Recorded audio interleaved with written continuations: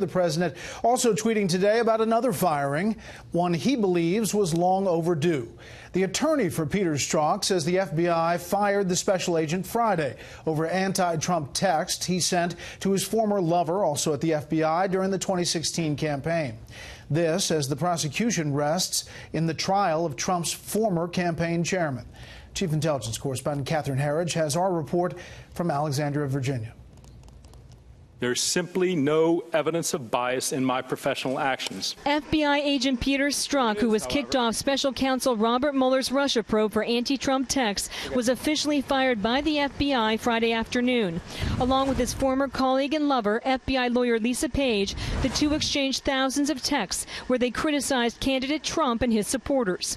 In a lengthy statement, Strzok's lawyer said the FBI's deputy director overruled the Bureau's disciplinary review that recommended a 60-day suspension and demotion, implying it was political. Quote, "This decision should be deeply troubling to all Americans.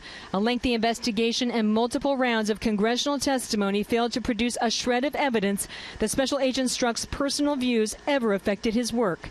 Strzok testified under oath last month. Not once in my 26 years of defending our nation did my personal opinions impact any official action I took. This is true for the Clinton email investigation and for every other investigation I've worked on. It is not who I am, and it is not something I would ever do. Strzok's attorney singled out FBI Director Christopher Wray, alleging Strzok's termination was a departure from typical Bureau practice and contradicts Director Wray's testimony to Congress and his assurances. Wray laid out his approach at a recent national security conference. I'm not going to make decisions based on yelling and screaming.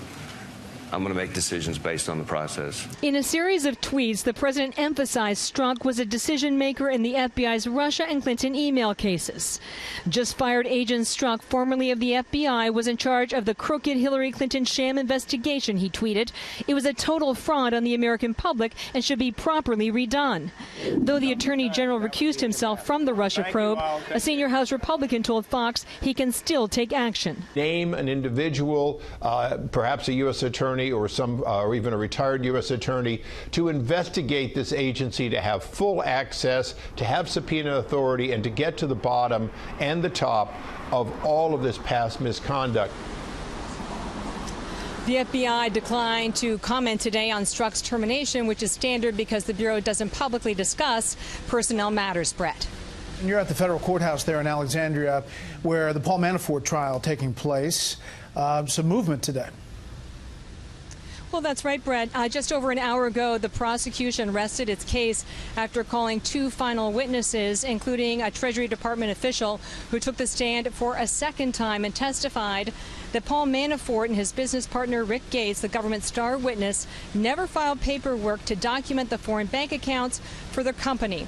The judge said he was allowing the testimony, but warned the jurors that the government had the chance to indict Manafort's company and chose not to. Only Mr. Manafort is on trial, and we expect tomorrow morning to learn whether the defense will call its own witnesses and reveal its own evidence, Brett. We'll follow all that tomorrow. Catherine, thank you.